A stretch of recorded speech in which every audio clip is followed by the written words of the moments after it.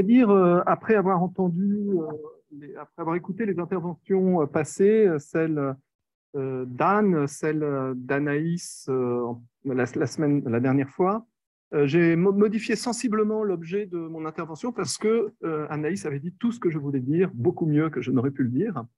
Et donc, je vais tenter de réfléchir ici à l'incidence de la montée en puissance de ce qu'on appelle dans le marketing le storytelling de marque et le story world de marque.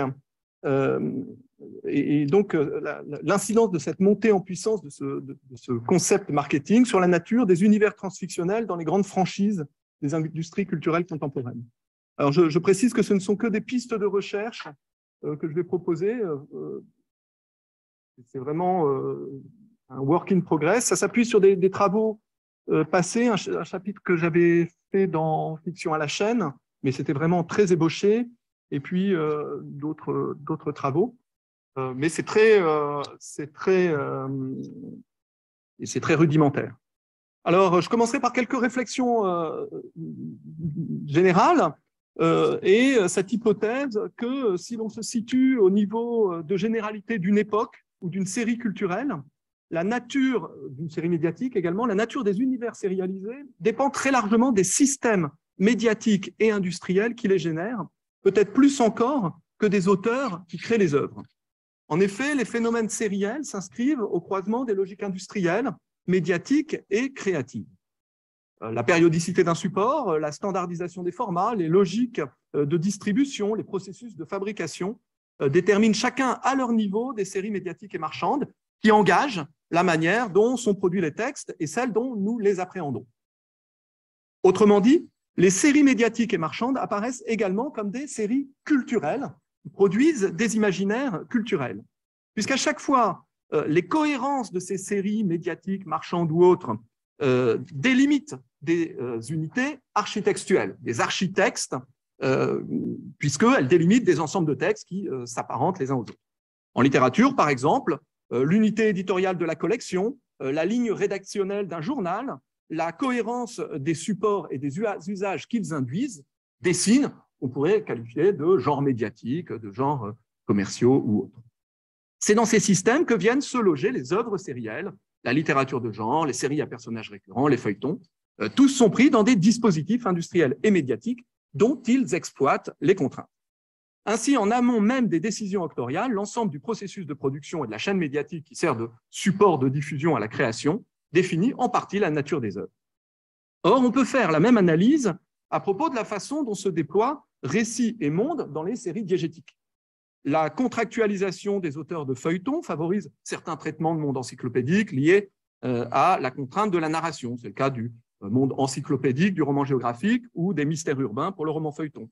À l'inverse, dans l'édition du XXe siècle, les logiques de création fordistes qui vont s'imposer imposent des objets identiques vendus dans des lieux favorisant eux-mêmes un mode de production standardisé, ce qui va favoriser le développement de séries à personnages récurrents, souvent associés à un monde très circonscrit, une ville, ou à des parataxes de monde, un nouveau lieu à chaque épisode.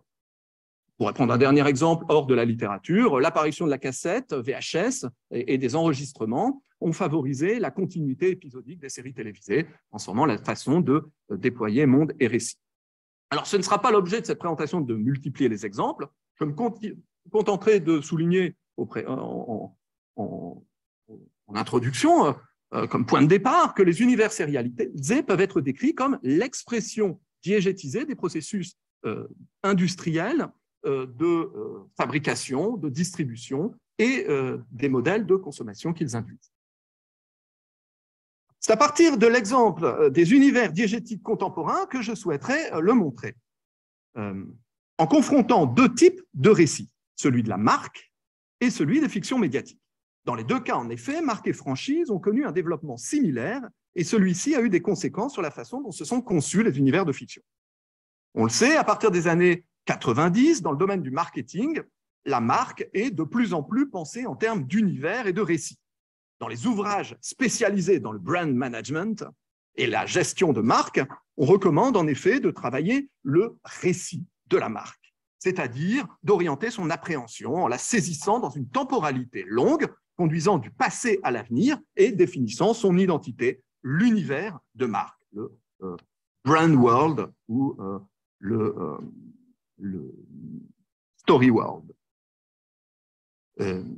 Cette logique de storytelling, dont Christian Salmon a montré qu'elle caractérisait aujourd'hui aussi bien la marque que la publicité, la politique, le lobbying, etc., prend, dans le domaine du marketing et du conseil en entreprise, une forme étonnamment narratologique, puisque les manuels empruntent directement leur concept à une narratologie très vulgarisée. Ainsi, dans Storytelling Branding in Practice, alors je vous donne cette citation que je ne commente pas, mais vous voyez qu'on vous parle de l'usage de la narration, des techniques du récit, etc. Alors, dans Storytelling Branding in Practice, on nous propose on nous indique qu'il existe 4 règles du récit de marque, et ces 4 règles sont le message, le conflit, les personnages et l'intrigue, et l'ouvrage va développer chacun de ces aspects pour être une sorte de manuel d'écriture du récit, mais du récit de la marque. Enfin, dans d'autres travaux, on insiste sur la nécessité de développer un storytelling de marque immersive storytelling, c'est l'ouvrage de Miri Rodriguez, qui plonge le consommateur dans le story world de la marque, le monde, l'immersion dans le monde de la marque. Ainsi, une marque serait un monde et son identité serait le résultat d'un récit. La maîtrise du récit, comme d'autres récits divergents, conflictuels, serait de plus en plus pensée en termes de contrôle du monde de la marque et du déploiement de son identité dans le temps. Bien sûr, de telles formules tiennent en partie de la métaphore et des slogans de marketeurs. Mais malgré tout, il me semble qu'on peut prendre ces idées au sérieux, puisque des efforts sont réalisés dans les faits pour contrôler les récits et proposer des récits dominants. Surtout, on peut se demander si, dans le cas de marques associées à la production de récits, par exemple, là je vous ai montré quelques exemples de trademark, de dépôt de marque, par exemple les studios Warner Bros ou Disney, ou dans le cas où la marque désigne un univers de fiction décliné en une série de récits, c'est le cas de Marvel en bas, ou Star Wars. Enfin, quand la marque est déposée sur un personnage et son univers, j'ai montré Superman, il y a Harry Potter et bien d'autres, dans tous ces cas, les stratégies de développement de la marque, donc du storytelling et du story world de la marque, on peut se demander si ces stratégies n'influent pas de la même façon sur le développement des fictions et des mondes, puisque cette fois-ci, les choses tendent à se confondre un petit peu. De même que les structures de création de l'époque fordiste, donc de l'époque antérieure, ont favorisé certains univers, je l'ai souligné tout à l'heure, c'est par exemple des séries à personnages récurrents, avec leurs aventures répétitives, comme dans les romans du Fleuve Noir, dans un monde, donc ce modèle-là. De même, le développement d'une culture de marque et d'un storytelling de marque affecterait, selon moi, la nature des récits. Je vais essayer d'y réfléchir. Je ne vais probablement pas le démontrer, mais on va y réfléchir. Cette confusion entre la marque et le récit s'explique par le fait que les univers de fiction sérielle sont de plus en plus systématiquement traités comme des marques qu'il s'agit de faire fructifier. Star Wars, Superman, Pokémon, Harry Potter sont des marques. En revanche, Alan Quatermain, le héros de Henry Rider Haggard, ou Flatland, le monde d'Abbott, ne sont pas des marques. La bascule du côté de la marque définit un rapport spécifique à l'objet, déportant cet objet de la fiction vers l'univers des marchandises. Il y a beaucoup de marques qui ne sont pas liées à des fictions. Rappelons, le Nike, Coca-Cola sont des marques, mais pas des fictions. Cette confusion s'explique ensuite parce que ces univers marques sont conçus pour se développer dans tout un ensemble d'objets qui excèdent largement la sphère des fictions proprement dites. Un mug avec le logo de Superman n'est pas en lui-même une fiction. Tout au plus a-t-il des intertextes fictionnels. C'est un logo, et le logo, c'est un des attributs de la marque, juridiquement. Dès lors, les sphères de la création et de la valorisation de la marque tendent à se confondre. Les choix de création des récits ne peuvent pas être tout à fait dissociés des logiques de développement de la marque. Alors, pour tenter de réfléchir à ce lien, je partirai de 2 notions éclairantes pour comprendre les territoires respectifs de la marque et de l'œuvre. Les 2 systèmes de protection que sont le trademark, la protection de la marque, et, on est dans un système anglo-saxon, et vous allez voir que c'est important, le copyright, protection de l'œuvre. Pour comprendre la protection de la marque, il faut souligner la fonction initiale, originelle de la marque. Celle-ci vise historiquement à assurer la qualité constante des produits qui s'y rapportent. Mais pour que cette qualité puisse être assurée par la marque, il faut la protéger des contrefaçons. Cette protection se fait donc dans des domaines précis de la vente. l'alimentation, le textile, les jeux et jouets, l'audiovisuel. Un autre ne pourra pas utiliser cette marque. Si vous déposez la marque, c'est pas Superman, dans le domaine des chocolats, c'est pas ces divisions, personne ne pourra appeler son chocolat Superman. Bon, voilà le principe. Le trademark propose donc la marque associée à des domaines commerciaux. Ainsi, le trademark ne protège pas des objets, ne protège pas des œuvres. Il protège un nom et les éléments qui lui sont associés.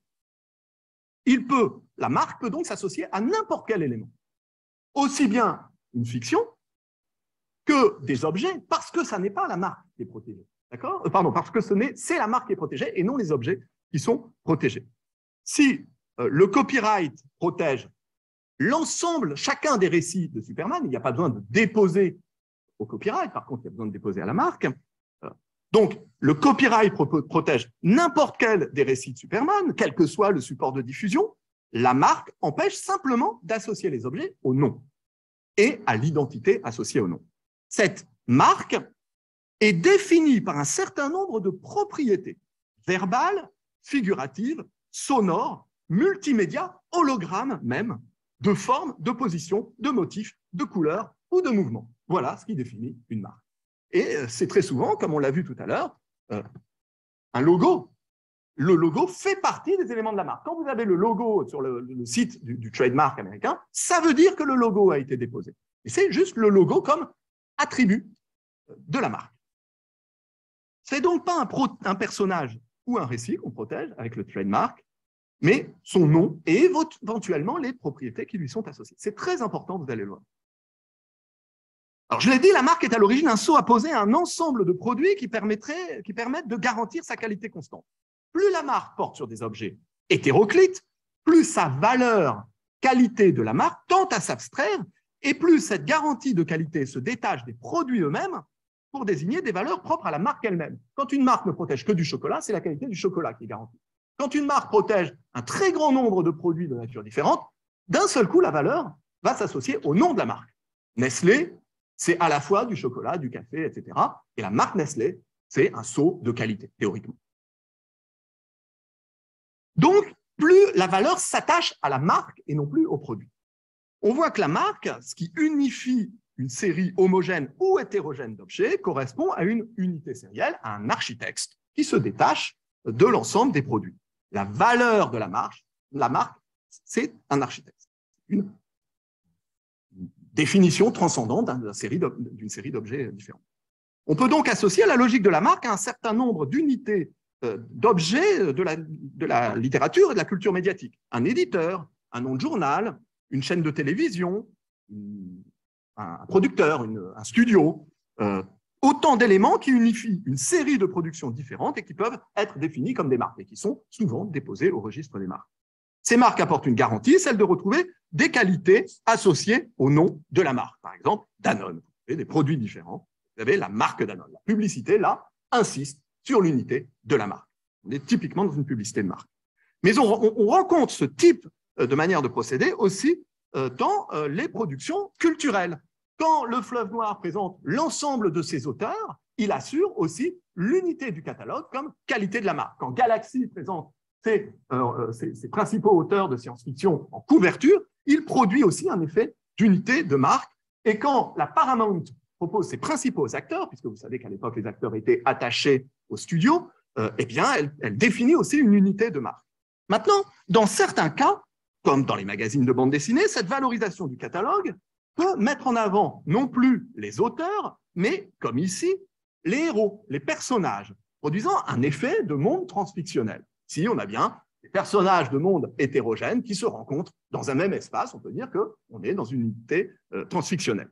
Dans tous les cas, il s'agit en réalité, avant tout, pour ce type de couverture, de valoriser le portefeuille d'une entreprise, d'une marque, et la qualité de la marque. Quand Pilote affiche ses personnages en une, cette une est très connue, il affirme avant tout la qualité de la marque, Pilote, d'Argo éventuellement.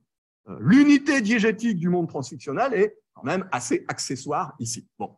Ce que cela veut dire, c'est que notre relation aux fictions est depuis très longtemps une relation aussi à des marques, qui transmettent aux œuvres les spécificités du discours de la marque. Le Masque, c'est le roman énigme. Le Fleuve Noir, c'est des romans populaires un peu racoleurs. Harlequin, c'est un certain type de romans sentimentaux. Mascotte, le studio Mascotte, dans les années 20, ce sont les serials américains, films à épisodes américains. C'est comme ça, c'est des types d'œuvres qu'on associe à la marque, à un architecte.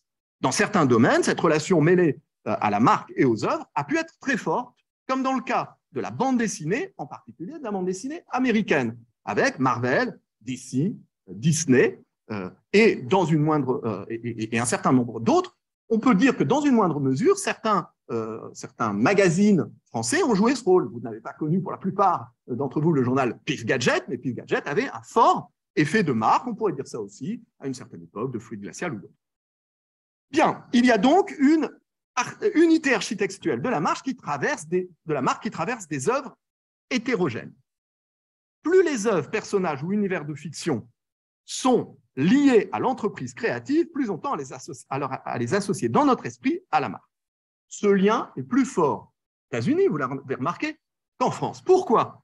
Eh bien, selon moi, ça tient à la nature des droits d'auteur dans les deux pays. Nous protégeons les droits d'auteur, les Américains protègent par le copyright. Les droits d'auteur protègent l'auteur, le copyright protège l'œuvre. Contrairement aux droits d'auteur français, qui permet de protéger un auteur, le copyright protège une œuvre indépendamment de son auteur. Ainsi, le principe du work for hire permet à un éditeur ou à un producteur de posséder les droits d'une œuvre si les auteurs étaient payés par lui. Cela explique que des sociétés comme Disney, Marvel ou DC puissent posséder en propre des portefeuilles de personnages puisque les auteurs travaillaient pour Marvel, Disney, DC. C'est Disney, Marvel, DC qui possédaient les droits des œuvres. Cette différence est essentielle pour comprendre la proximité que l'on rencontre parfois entre univers de fiction et univers de marque aux États-Unis, et qui s'est traduite par la constitution précoce d'univers unifiés circonscrits au périmètre de la marque. On pense à Marvel, on pense à DC, mais on pourrait citer Archie Comics ou Warner Bros. Avec les Looney Tunes, Disney, bien sûr, même si c'est un système un peu différent, mais tous ces systèmes se traduisent par une rencontre du trademark et du copyright. Certains de ces ensembles pouvaient s'engager ponctuellement dans des systèmes transfictionnels. C'est le cas des Looney Tunes. Oui, Bugs Bunny peut rencontrer parfois Titi et Gros Minet, mais généralement, ils ne se rencontrent pas. Donc, il y a des unités transfictionnelles qui sont ponctuelles. On a des cas bien connus, celui de Marvel, dans lesquels l'univers est entièrement, l'ensemble des séries qui constituent la marque Marvel est entièrement diégétisé avec une unité de monde. On a des ensembles où l'univers est diégétisé entièrement, mais avec des contradictions. Alors, c'est le cas peu connu en France de Archie Comics, par exemple, hein, où les personnages se rencontrent, mais il y a des contradictions selon les séries, etc. Et parfois, on a des ensembles distincts, mais que dans notre esprit, on rattache à une unité conceptuelle commune, tant ils sont souvent ensemble. C'est le cas de Disney, puisque le monde de Mickey et le monde de Donald ne se rencontrent pas, quelques exceptions près, je ne sais pas, mais en attendant, comme ils sont toujours ensemble sur les couvertures, à Disney World ou ailleurs, on a tendance à les associer à un monde commun. Donc, longtemps, ces choix ont été peu théorisés, mais ils correspondent à l'exploitation par les marques, on comprend, par les sociétés, d'un portefeuille stable de séries qu'elles possèdent en propre. Tandis que la circulation d'un univers de fiction à l'autre n'est que ponctuelle dans les périodiques comme Spirou ou Pilote, parce que chacun des auteurs possède ces personnages et que donc on a besoin de son accord, on a besoin d'un accord entre plusieurs auteurs pour faire du crossover, les systèmes transfictionnels peuvent plus facilement devenir pérennes quand la marque possède les séries en propre. Car si la marque peut se penser comme une unité transcendant les séries singulières, et si les personnages appartiennent en un sens à la marque, je schématise, alors ils sont de facto liés entre eux, non pas nécessairement diégétiquement, mais architectuellement et commercialement. Ils sont liés par l'identité de marque et rien n'empêche de matérialiser diégétiquement ce lien. Les phénomènes de diégétisation sont donc favorisés par cette pérennité. On voit combien le principe du copyright, tout comme le principe du trademark, sont des principes fondamentaux pour comprendre ces nouveaux phénomènes. Alors, le troisième point que je voudrais souligner, c'est qu'avec le développement des industries culturelles, cette possession des œuvres par les entreprises a très tôt favorisé une tendance à redoubler la logique du copyright par une logique du trademark visant à sécuriser la marque dans des objets de nature différente. Ainsi, Spider-Man est, semble-t-il, déposé au trademark en 1967 dans le seul domaine des publications pour empêcher quelqu'un qui prendrait le même nom du personnage de raconter les histoires comiques d'un personnage qui n'aurait rien à voir mais qui s'appellerait aussi Spider-Man. C'est ça qu'on veut empêcher. Mais 8 ans plus tard, avec le développement des programmes pour la jeunesse, il est déposé en 1960. Alors non pas 8 ans, 10 ans plus tard. Il est déposé pour des vitamines. Et on sent déjà qu'il y a des choses qui vont se jouer. Et surtout, en 1981, il est déposé pour tout un ensemble d'objets, des savons, des lampes, vous pouvez regarder, de savons, des chaises gonflables, des miroirs, tout un ensemble de choses, des disques jouets. Et pourquoi pour toutes ces choses? Parce que à ce moment-là, Marvel lance une série de dessins animés Spider-Man, et donc l'objet peut donner lieu à une fructification de la marque. Et on voit bien que tous ces objets, ils ont un élément important, c'est que ils ne sont pas liés à des fictions, ils sont liés à des objets. Ce qu'on va protéger, c'est la possibilité de fabriquer des chaises gonflables, des lampes, etc. C'est particulièrement important, le trademark, pour défendre des objets. On le voit à travers la confrontation du copyright et du trademark. On voit que dans les grosses productions des industries culturelles, entre en jeu la sécurisation de 2 univers. L'un commercial, l'autre fictionnel. Cette notion d'univers commercial peut paraître une simple métaphore, mais elle va être appelée à la fin du XXe siècle à prendre un rôle de plus en plus important dans la façon de penser les marques. Depuis Marvel, Warner Bros. Ou Disney, jusqu'à McDonald's et Nike, qui pensent l'univers de la marque, et on le verra, le récit de la marque. Il existe un univers de la marque qui ne se superpose pas pleinement à celui du copyright et qui engage en outre une territorialisation différente, diégétique dans un cas, commercial dans l'autre. Les territoires commerciaux contribuent largement à dessiner l'univers de la marque. Prenons un exemple. Les produits dérivés de Marvel dans les années 80 visaient un public d'enfants, des produits de faible qualité qui différaient profondément de ceux proposés aujourd'hui dans des produits beaucoup plus sophistiqués et qui visent un public plus adulte. Certes, la différence entre les objets reflète l'évolution de l'univers des œuvres, mais pas seulement. Les déclinaisons geeks de Marvel, Funko Pop, t-shirts amusants, bijoux Marvel, les reproductions fidèles et coûteuses, comme je viens de le montrer, d'objets de l'univers de fiction, dessinent une autre identité de marque que celle qui prévalait dans les années 80 avec ses jouets de faible qualité et construit un imaginaire de la marque Marvel ou Superman beaucoup plus prestigieux et sophistiqué que l'était l'univers de la marque dans les années 80. Et c'est fondamental parce qu'il me semble que notre appréhension des œuvres est sensible à cette identité de la marque. Il y a un effet de qualitatif des séries Marvel qui se ressent et qui, selon moi, tient aussi au rapport à la marque. Bon, ouais, voilà. Il en découle qu'il existe 2 facettes différentes de notre relation esthétique à ces grandes franchises. L'une liée aux fictions, l'autre à la relation esthétique que nous entretenons avec les marchandises, avec le monde de la marchandise. Et de fait, dans le cas de licences accordées à un tiers pour fabriquer des produits dérivés, entre en jeu un double système de contrôle. L'adéquation à la fiction, et donc à l'univers de fiction, le côté copyright, et celle à la marque, par exemple, en posant la question de la qualité du produit fabriqué.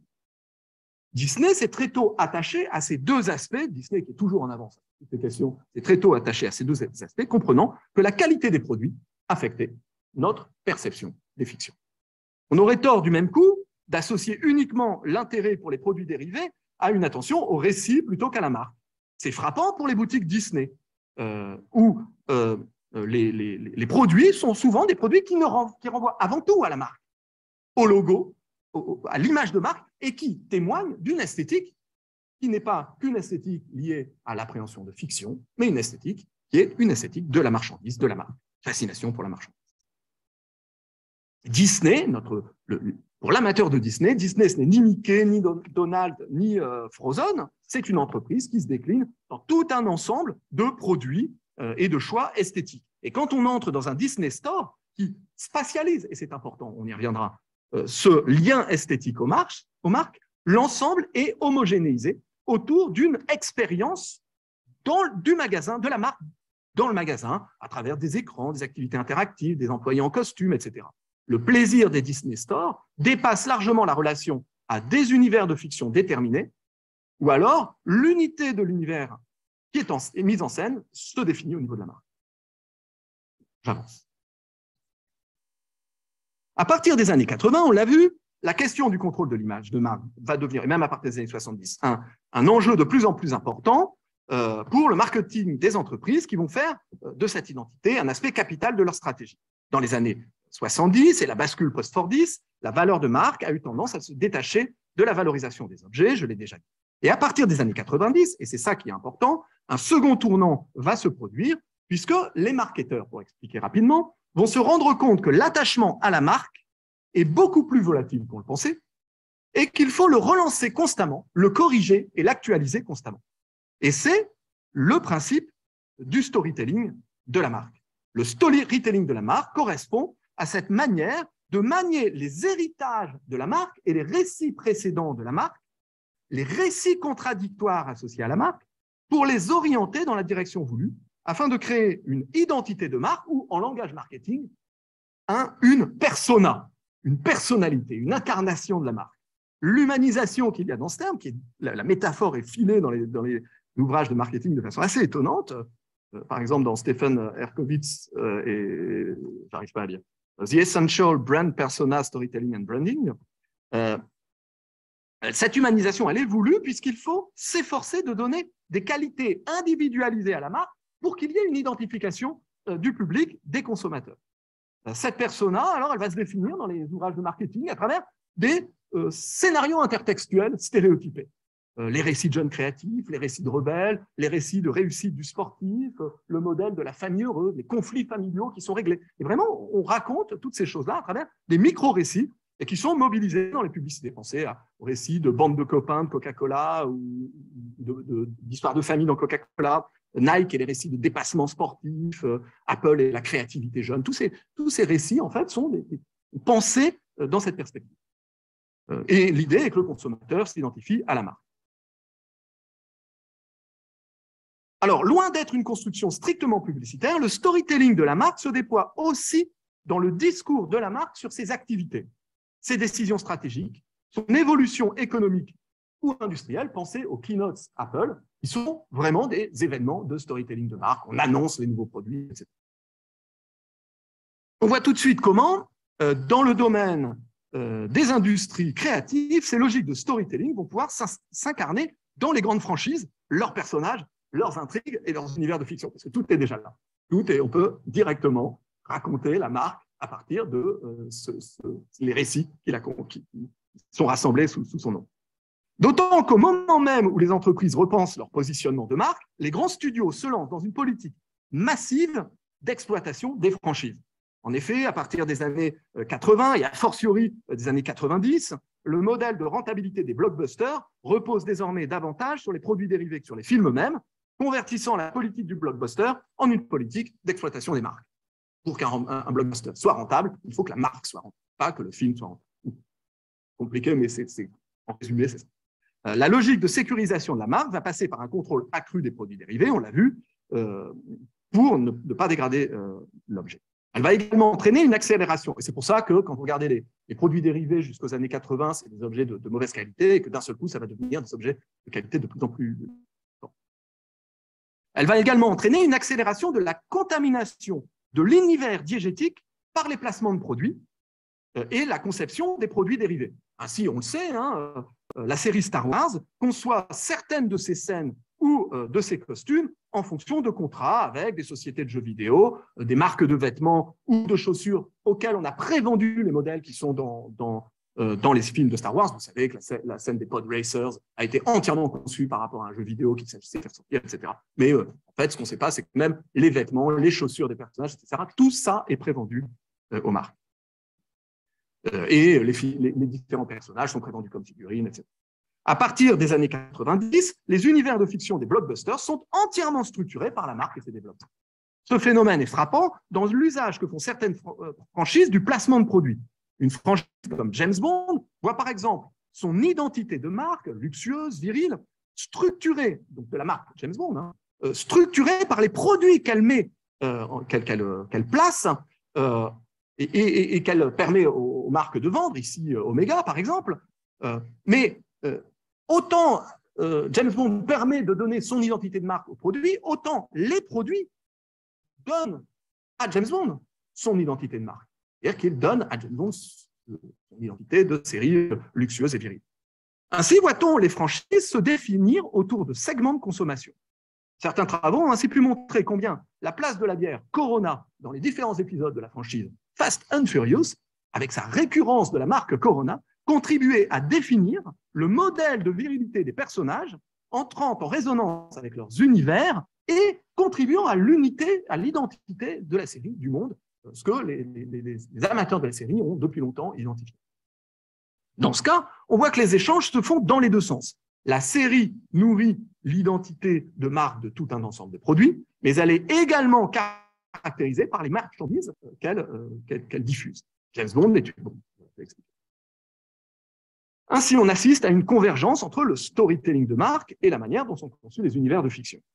Dans les franchises, la logique de contrôle des significations de la marque va être diégétisée à travers une extension du monde et une historicisation des univers de fiction. Si les séries de films intègrent de plus en plus une dimension temporelle d'un film à l'autre, c'est-à-dire une dimension transfictionnelle avec une progression temporelle, c'est aussi parce que ce développement d'un récit unifié d'un film à l'autre structure la marque sur le temps long et procède donc du storytelling de la marque Star Wars, de la marque Spider-Man et des autres marques. Elle permet de stabiliser l'univers de la marque avec un brand story world unifié, stabilisé.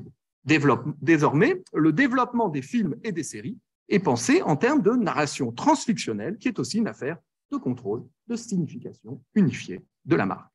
On peut le montrer à travers l'exemple d'Harry Potter, dont Anne a parlé lors de sa présentation, et je vais le faire en reprenant certaines des analyses d'Agathe Nicolas dans sa thèse. Agathe Nicolas a montré qu'après la fin de la première série, Warner Bros. A cherché à relancer un des 8 films, aux 7 épisodes d'Harry Potter. Warner Bros. A cherché à relancer la série en l'arrachant au seul destin du personnage, et donc aux logiques d'adaptation, et qu'on pouvait le lire dans les dépôts de la marque. Ce que Agathe Nicolas a fait, c'est qu'elle a cherché comment on déposait les différentes marques autour de l'univers d'Harry Potter et comment on les plaçait dans les sites, dans la promotion progressivement, pour préparer le terrain à la bascule dans les animaux fantastiques et la phase 2, disons, d'Harry Potter, et la phase 2 qui correspond à l'investissement d'adaptation à une logique de marque, de monde marque.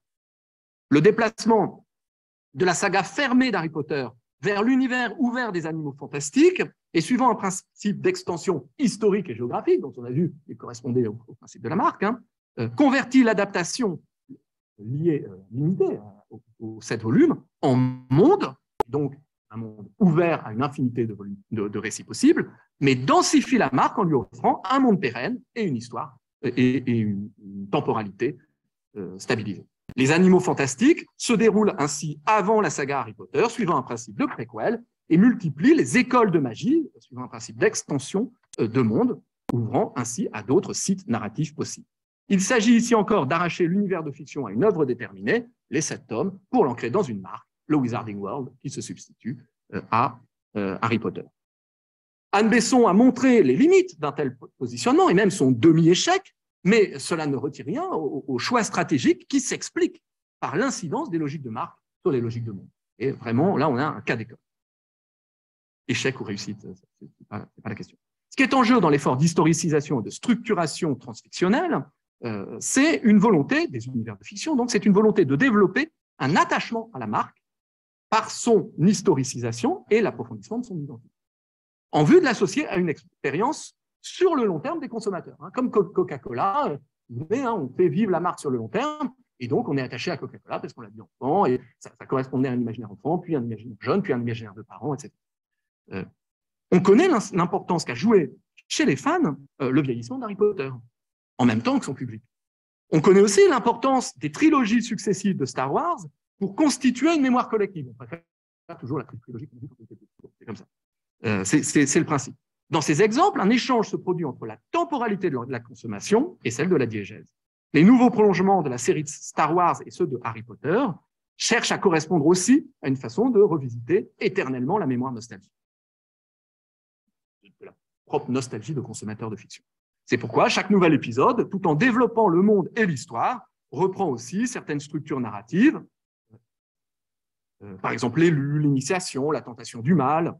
En reprenant ces structures, on oppose à l'historicité, le principe du récit, un principe d'une stabilité de la marque. Dans tous les cas, en termes de marketing, les développements apportés au monde par de nouvelles fictions ne doivent pas seulement être saisis comme des enrichissements effectifs du monde, mais aussi comme la programmation de futurs développements, suivant un principe de fructification de la marque. Toute œuvre, en proposant de nouveaux territoires, de nouveaux personnages, offre potentiellement spin-off, crossover, etc. On se rend compte avec Marvel, Star Wars, Disney, Game of Thrones ou le Wizarding World le montre également. Alors, je passe là-dessus parce que ce sont des choses connues, mais ce qu'on peut dire, c'est qu'on programme, en quelque sorte, des suites. On fabrique des œuvres qui sont ouvertes pour programmer des suites. Dans Game of Thrones, on a fabriqué un temps antérieur, le temps des dragons antérieurs, et un temps postérieur. Les personnages partent dans des nouvelles quêtes, ce qui permet, ce qui a été actualisé, de faire une nouvelle série préquel de Game of Thrones avec une première série, et pourquoi pas des séries plus tard. On voit bien comment on programme. En basculant dans une logique de marque, l'œuvre n'est pas saisie comme une réalité close sur un récit ou comme une réalité englobant un ensemble de récits, mais comme un réservoir de prolongement possible. Nouveau récit, nouvelle série, mais aussi nouvelle déclinaison en gamme de produits. Ça correspond au glissement du copyright au trademark. Un monde, c'est une marque qui peut donner lieu à un très grand nombre de produits.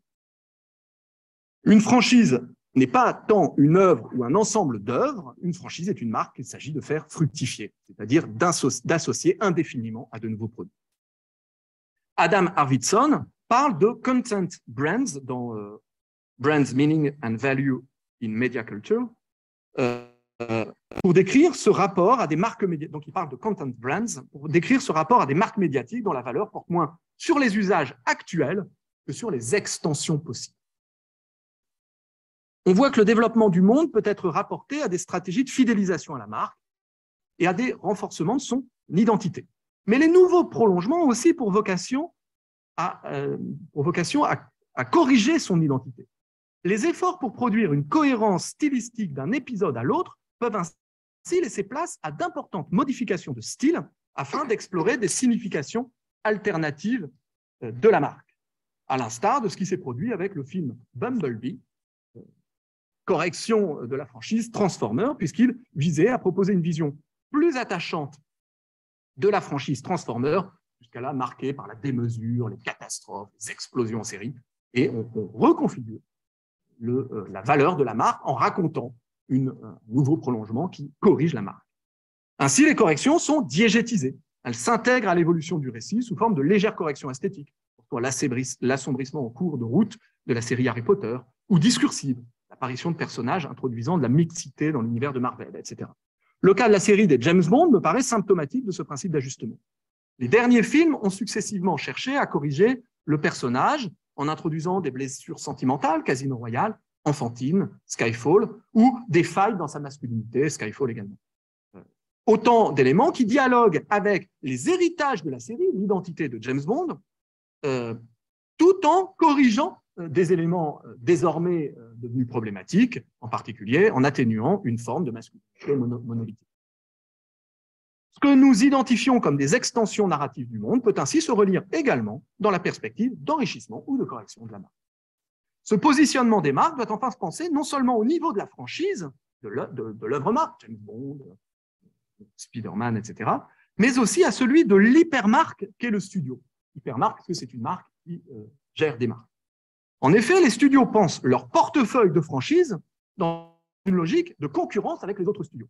Et le développement des univers de fiction reflète cette concurrence. On citera la tentative ratée d'Universal de fabriquer le Dark Universe pour se positionner face aux hypermarques concurrentes, c'est-à-dire Warner Bros.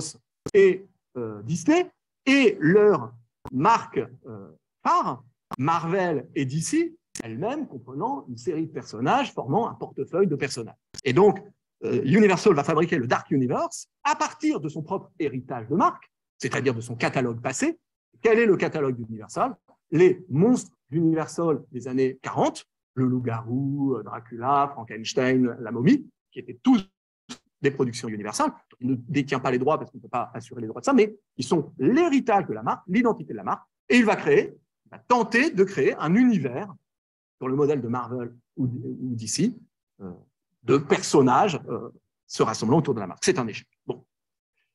On pourrait également évoquer la logique d'affrontement systématique entre Disney et Warner, non seulement autour du développement du monde d'Harry Potter, qui pour moi est une tentative d'opposer au développement de Star Wars une autre série d'univers imaginaires. Il y a DC contre Marvel pour l'opposition Warner-Disney, mais il n'y a rien pour à Disney s'opposer au Star Wars de Disney. Donc, on va valoriser Harry Potter. Et c'est intéressant, comment est-ce qu'on valorise Harry Potter? En faisant une préquelle. Exactement comme Star Wars, après sa première série, fabrique une préquelle. Et on fait une préquelle qui rejoue Star Wars avec la menace, la montée de la menace d'épisode en épisode, donc qui raconte les origines de la menace. Donc on est vraiment dans une imitation dans le récit et dans le monde du modèle de l'autre studio. De même, on assiste à des logiques d'alignement entre des franchises concurrentes. Vous voyez la manière dont Marvel et DC, dont DC démarque Marvel. Là, c'est en ces termes que j'interprète le développement de Justice League en 2017 face aux Avengers, 2012, de Suicide Squad en 2016 face aux Gardiens de la Galaxie, 2021.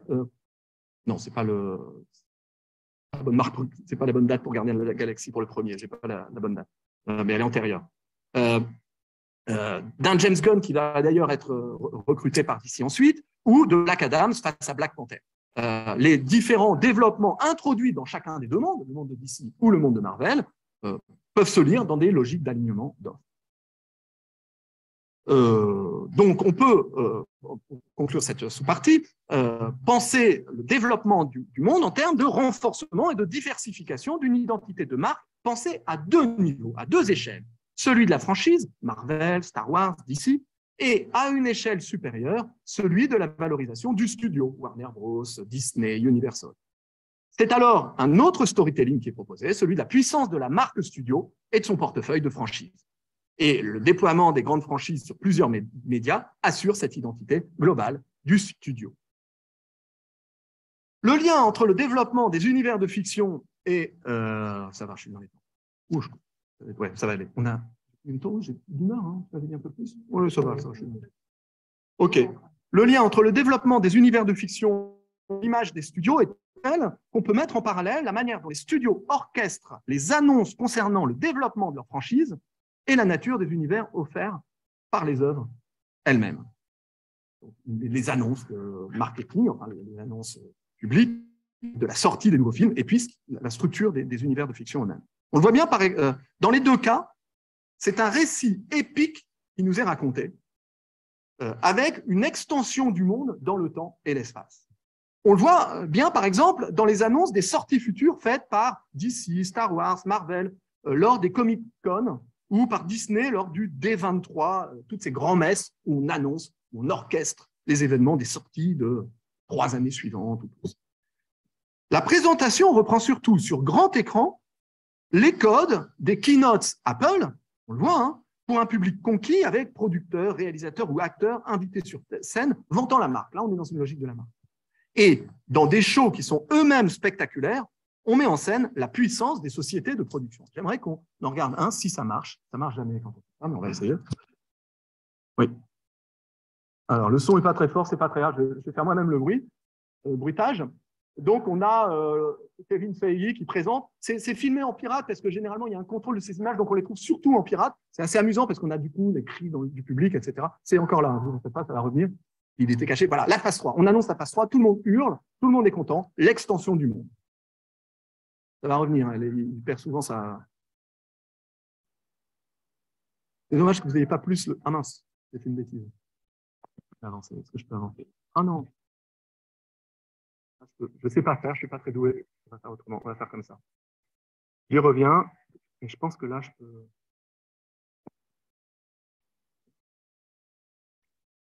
Et l'avancer comme ça, manuellement. Donc j'avance, hein. Et donc, voilà. Il annonce donc. Voilà. Ce qu'il annonce, c'est ça. C'est tout le programme. Ah ben vous n'avez plus rien, je suis bête. Voilà. Il annonce le programme. Oh la barre. Alors j'avais prévu ça. J'avais prévu ce problème parce que je suis quelqu'un de prudent et je vais vous le montrer image par image. Et je reviendrai après. Donc, il annonce la phase 3. Tout le monde hurle. Il montre toutes les différentes périodes, l'extension temporelle du monde. Vous voyez, vous avez juste la marque Marvel et puis les dates. Il montre à la place des films les logos, des logos qui sont appelés à déposer comme marque. Le logo Doctor Strange, etc. Et les gens hurlent, il les fait apparaître comme le début d'une bande-annonce. Vraiment, le logo s'ouvre sous nos yeux. Et il y a une série de logos, hurlements à chaque fois, parce que c'est un nouvel épisode, soit un nouveau personnage, soit un nouvel épisode d'un personnage qu'on connaît déjà. Et le monde se remplit progressivement, au fur et à mesure, entre chaque logo montré, le monde se remplit et la temporalité progresse. On est vraiment face à une mise en scène d'un univers diégétique qui est l'univers du développement de la marque. Voilà des nouveaux personnages, sauf que vous remarquez qu'il les a présentés, mais il en a oublié un en chemin. Il n'a pas présenté celui du 4 mai 2014. Il le dit, mais il dit, oh, mais j'en ai oublié un, il fait tout un petit cinéma, etc., j'en ai oublié un. Et le S, il est annoncé cette fois à partir d'une bande-annonce, donc le présente longuement, avec la présentation des personnages ensemble, diégétisation de l'univers de la marque. On a présenté en dernier l'épisode qui présente les personnages ensemble, une menace qui fait hurler le public parce qu'il identifie un récit qu'il connaît déjà, et le titre qui s'affiche, donc celui d'Avengers, c'est-à-dire l'univers diégétisé des personnages, et dernier cri, la mise en scène de l'hyperpuissance de la marque, c'est-à-dire qu'on va le faire en 2 parties. Et c'est ça qui fait pousser le plus d'hurlements au public, c'est-à-dire que non seulement on va rassembler tous les personnages, mais en plus il va y avoir 2 films, c'est-à-dire que se confond complètement la sensibilité à l'univers de fiction, au récit, et la sensibilité à l'hyperpuissance de la marque Marvel. Et je trouve que c'est absolument fascinant de voir comme les choses se mélangent ici. Bon, je reviens à mon système qui marche. Alors, donc, on voit bien que ces annonces fonctionnent comme la mise en scène de la marque et de l'univers de fiction. Et on constate aussi qu'il y a dans ces mécanismes promotionnels un emboîtement des univers de marque. L'annonce d'un film Star Wars nourrit la marque Star Wars, d'un film Marvel nourrit la marque Marvel, en même temps que l'univers de fiction. L'accroissement de l'univers de fiction nourrit également la marque Disney et enrichit son univers. La référence à Disney est ainsi régulièrement convoquée dans les annonces de Marvel ou de Star Wars, en particulier pour évoquer la plateforme Disney+, donc pour consolider encore la marque mère. Tout vise à présenter dans un même souffle les univers emboîtés des marques et des fictions de manière sédimentée. L'univers de la marque Disney englobant l'ensemble. Avec Disney, d'ailleurs, c'est une autre logique de marque dont je veux... dont je veux dire un mot, puisque dans les événements Disney, le système repose sur un principe légèrement différent. C'est le principe des expos D23 de Disney qui présente l'ensemble des 23, je suppose, l'ensemble des réalisations de la marque, depuis les jeux vidéo jusqu'aux nouveaux spectacles des parcs d'attractions, les films, les séries, etc. C'est un show qui prend la forme d'un véritable spectacle avec chorégraphie, troupe, d'une fête de la marque, qui s'apparente à un show de Disney World. Le lien avec les parcs et les comédies musicales me paraît ici tout à fait significatif. Ici, ce qu'on vend, c'est bien un multivers, mais non fictionnel. C'est le multivers de la marque Disney, avec ses parcs, ses films, ses chaînes, Marvel, Star Wars, le Muppet Show, etc. Rien d'étonnant alors que les parcs d'attractions de Disney exploitent de plus en plus volontiers les autres marques phares du portefeuille de Disney.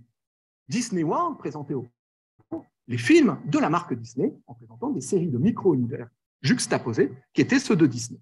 Mais désormais, il a ouvert, le parc a ouvert un nouveau parc secondaire, le parc Hollywood Studios à Disney World, qui propose cette fois-ci les autres univers mondes de la marque Disney, Star Wars, Pixar, les Muppet Show.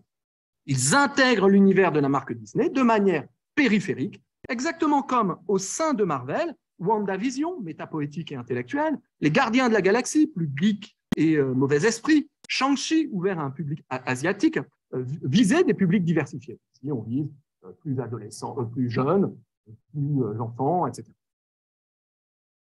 Simplement, dans le cas de Marvel, la logique de diversification des publics de nature différente, Shang-Chi, les Gardiens de la Galaxie ou WandaVision, la diversification est reformulée dans la diégèse, à travers les multivers, l'interaction entre les personnages. Dans le cas de Disney, elle est spatialisée sans être diégétisée, à travers les parcs d'attractions ou de manière virtuelle et ludique, à travers la tentative qu'a représenté le jeu Disney Infinity. On rappellera ici encore que cette façon de spatialiser la relation au portefeuille de la marque n'est pas propre à la seule galaxie Disney. On la rencontre par exemple dans les parcs d'attractions Universal, avec les Simpsons, Fast and Furious, les Minions, Jurassic Park, le parc d'attractions franchisé Warner à Madrid, Batman, Superman, Tom et Jerry et Scooby-Doo, le parc d'attractions Nintendo World en partenariat avec Universal, et bientôt le Paramount Park à Londres, avec Indiana Jones, Mission Impossible et Titanic. Dans tous ces parcs, les attractions mettent en scène dans le monde matériel des univers hétérogènes, mais homogénéisés par le monde parc, suivant une logique qui n'est pas tout à fait celle de l'unification du monde. Le consommateur est plutôt invité à circuler d'un univers à l'autre, dans des univers juxtaposés, des multivers, si on veut, pour faire l'expérience matérielle de l'univers de la marque.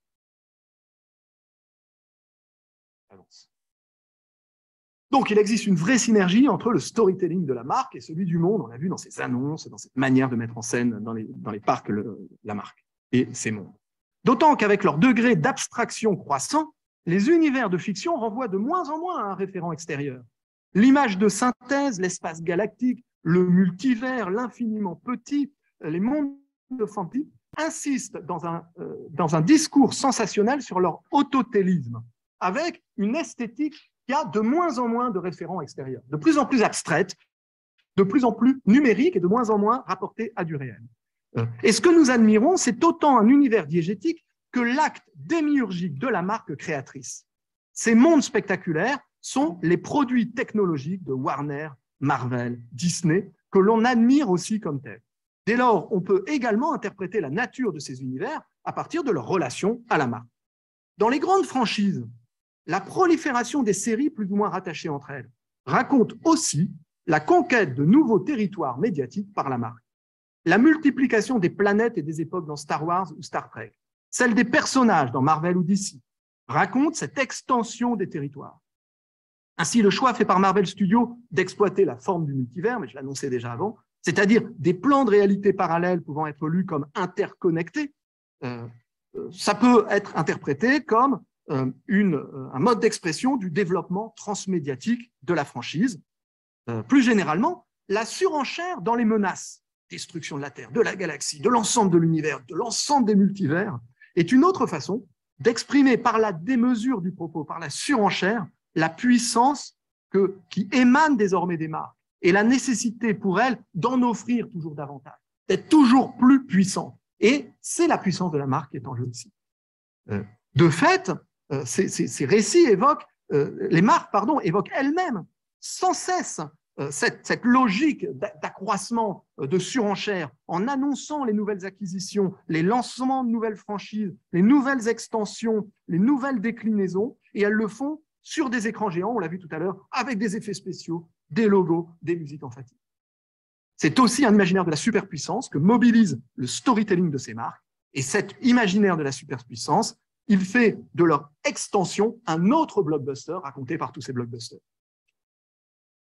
Paul Grange a d'ailleurs souligné, c'était ma deuxième vidéo qui ne va pas marcher, que pour jouer sur l'homologie de la puissance de la marque et celle des fictions, les studios ont progressivement diégétisé en partie le traitement de leurs logos en les faisant interagir dans les génériques avec les récits. Vous avez le premier logo de Warner Bros. Qui apparaît, il est hors diégèse. Et puis vous en avez un deuxième qui va jouer un rôle différent, c'est celui de DC, qui va, ah non, c'est pas encore fait, On y arrive, mais vous le connaissez certainement. Hein. Beaucoup plus long quand on n'est pas aussi. Voilà, et vous allez voir tous les personnages, donc la mise en scène du monde, ce que fait Marvel aussi. On les voit apparaître et progressivement voilà, former, matérialiser ce monde. Et regardez, DC apparaît. Et là, on a bascule dans la diégèse avec la mise en scène du monde. Et vous voyez, cette manière de faire qui est de plus en plus systématique tend à associer la marque avec le monde. Je coupe, parce que sinon, vous allez regarder sans m'écouter. On voit ici, comme ce n'est pas encore la partie suivante, c'est juste pour vous empêcher. On voit ici comment le storytelling de l'hyperpuissance de la marque entre en synergie avec ces récits d'hyperpuissance galactique, ces mondes démesurés. Les effets spéciaux de plus en plus incroyables, leur façon de se substituer au réel, tous ces procédés visent certes à l'immersion dans des nouveaux mondes, mais ils expriment aussi l'hyperpuissance de la marque. Allez voir le dernier Marvel ou le dernier DC, ou même un Fast and Furious, c'est s'apprêter à un tel spectacle de démesure que seuls peuvent offrir les grands studios. Ils ont donc besoin de ces franchises à monde virtuel et à effets spéciaux pour que ces formes contribuent au storytelling de leur hyperpuissance. C'est une logique du too big qui en passe aujourd'hui par l'avalanche d'annonces de sorties, etc. Et d'ailleurs, chaque phase de Marvel semble dessiner un nouveau chapitre, et le terme phase raconte bien ce récit de la marque avec sa nouvelle fournée de super-héros qui viennent défendre les couleurs de la marque. Telle année, Doctor Strange, Miss Marvel, Nick Fury, etc., qui forment une sorte de nouveau Avengers, les Avengers de la marque, les Avengers qui se situent au niveau de la marque, pas de la diégèse. De la même façon, on peut considérer que les intrigues territorialisent l'écosystème médiatique des marques avec les films au centre qui racontent des énormes catastrophes et les séries en périphérie plus modestes qui narrent des dangers qui menacent une ville, WandaVision, ou un chasseur de primes et son colis à raison d'une planète par épisode, des systèmes plus modestes pour des raisons économiques, mais qui, malgré tout, territorialisent les rapports de force dans la marque. Une telle manière de procéder peut être lui aussi comme la reproduction des rapports de force entre les médias. Alors, il peut paraître exagéré de tisser un tel lien direct entre les écosystèmes narratifs et les dynamiques de développement industriel, mais les effets d'homologie sont tellement nombreux, tellement systématiques et tellement puissants qu'il est tout de même tentant de proposer une telle lecture. J'en arrive à ma dernière partie avant la conclusion. Ah oui, mince, je sais pas. Bon. Il me semble que le public des fans aime ce storytelling de la marque, est très attaché à ce storytelling de la marque, à ce monde de la marque. Il attend les annonces des nouvelles sorties Marvel, ou d'Harry Potter, ou de Star Wars. Il les attend comme des événements marketing et médiatiques qui valent aussi en eux-mêmes. Quelle nouvelle série, quel nouveau film promettons, quelles nouvelles stars ont été débauchées, quels nouveaux super méchants nous annonce-t-on, quels nouveaux réalisateurs ira-t-on chercher. Et même, proposé dans un article à propos du D23 de Disney, quelle nouvelle gamme de produits dérivés va sortir pour la nouvelle série. Il s'agit aussi d'attendre l'annonce des nouveaux produits et de leurs caractéristiques, comme dans les Apple Events et les Keynotes Apple, grands messes de marques technologiques dont les studios reprennent les codes. Est-ce que quelqu'un sort les poubelles? C'est des gens qui... On ne sait pas. Okay. Alors, surtout l'homologie entre l'extension de monde, les enjeux démesurés des récits et le storytelling de la marque et de l'entreprise, pour moi, cette homologie, elle nourrit le plaisir esthétique du public. La fascination pour ces mondes ne peut se détacher de celle de la marque. Ces univers de puissance et de conquête racontent la marque. Bon, bien sûr, les amateurs aiment avant tout les récits, mais ceux-ci ne se limitent pas aux fictions. Il y a également un attachement aux récits des marques, à leurs imaginaires de puissance, à l'entertainment. Alors, selon moi, il y a un enjeu dans cette réflexion. Il me semble qu'il faudrait, à côté de l'interrogation de la relation esthétique aux fictions, questionner d'autres sensibilités esthétiques capitales dans nos sociétés. Celles liées au fétichisme de la marchandise, aux hétérotopies de la consommation, et les parcs d'attractions et les mondes fictionnels, virtuels de Marvel et d'ailleurs sont aussi des hétérotopies de la consommation, et l'attrait pour les marques dans notre relation aux fictions. Dans une Une culture où le plaisir des fictions engage de plus en plus un rapport à l'univers de la marque, fiction et objet apparaissent comme autant de valeurs signes de la marque qui s'engagent par-dessus eux dans une relation esthétique avec le consommateur. On sait d'ailleurs combien la séduction, les caractéristiques de ces fictions sont partagées à la fois par le vocabulaire de la séduction médiatique, de la séduction des fictions et de la séduction marchande, indépendamment de tout contenu. Le sensationnalisme, la logique attractionnelle, la curiosité, le barnum, et même l'idée du blockbuster, qui désigne, vous savez, une bombe qui fait sauter un pâté de maison. C'est ça, un blockbuster. C'est un film dont la puissance marchande fait sauter un pâté de maison, mais c'est aussi un film dans lequel on fait sauter des pâtés de maison. J'avance. Alors, voir seulement dans cette confusion entre l'œuvre et la marque le résultat d'une intentionnalité mercantile des studios serait, selon moi, manquer un point capital. C'est pas grave, j'ai presque fini. C'est une batucada, c'est pas les... Mais pas très rythmé, hein, par moment. Bon. Alors, pour moi, ça serait une erreur de uniquement déplorer la marchandisation des fictions, etc. Au contraire, ces caractéristiques font partie de l'attractivité des franchises, qui ne sont pas seulement lues comme des univers de fiction, mais comme des marques. Et selon moi, on consomme du Marvel, du Star Wars, comme on consomme de l'Apple ou du Nike. On attend les nouvelles sorties, etc. Cette sensibilité esthétique aux marchandises, centrale dans notre culture, est profondément sous-estimée dans les études littéraires ou culturelles, universitaires, sur les fictions. À tous les niveaux, le plaisir esthétique des œuvres dialogue avec ces autres formes de sensibilité esthétique liées à une culture de la marchandise et de la consommation. Ce sont aussi ces enjeux que nous permettent d'entrevoir la relation entre la mise en monde des fictions narratives et la mise en récit des marques. C'est ma conclusion. Ce que montrent les relations entre monde de fiction et storytelling de marque, c'est que les fictions sérielles, leur manière de raconter et de mettre en monde, manifestent dans la narration et la diégèse l'importance des systèmes de production dans la création. Autrefois, c'était les éditeurs, la presse et les collections populaires. Aujourd'hui, ce sont des conglomérats des industries culturelles et leur manière de raisonner en termes de développement de marques. De même qu'au XIXe siècle, la logique du feuilleton avait engendré les fictions encyclopédiques, les récits de tour du monde, par exemple, les mystères urbains. De même qu'au siècle du taylorisme et du fordisme, les collections du XXe siècle, où les grilles de programme et leur format standardisé avaient favorisé les personnages récurrents. De même, à l'époque post-fordiste, celle que j'ai abordée ici, le développement de mondes de fiction tend à épouser les nouveaux systèmes industriels. Il en partage les logiques d'archipel, de prolifération, de mondes parallèles, mais aussi l'idéologie de la démesure et la logique d'autopromotion. Autrement dit, il manifeste une confusion de plus en plus grande entre l'univers de fiction et celui de la marque, entre le copyright et le trademark. Et ces deux modes de storytelling tendent à s'entremêler dans la diégèse et hors d'elle. Dans ce va-et-vient, je vois enfin une question centrale pour la réflexion esthétique, en tout cas pour la mienne, que je trouve profondément sous-estimée dans les études en histoire de l'art ou de littérature, la place que tiennent les caractéristiques propres à l'esthétique de la consommation dans nos relations aux œuvres. La chose est évidente quand on se penche, comme je l'ai fait, sur les franchises, dont l'économie suppose d'intégrer les logiques de consommation marchande dans l'œuvre elle-même, mais elle mériterait d'être posée à toutes les époques et dans tous les systèmes culturels, au moins depuis le XIXe siècle.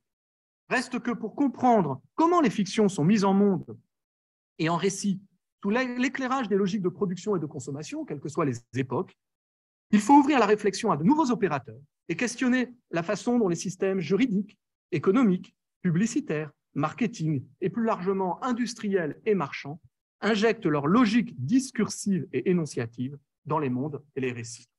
Je vous remercie.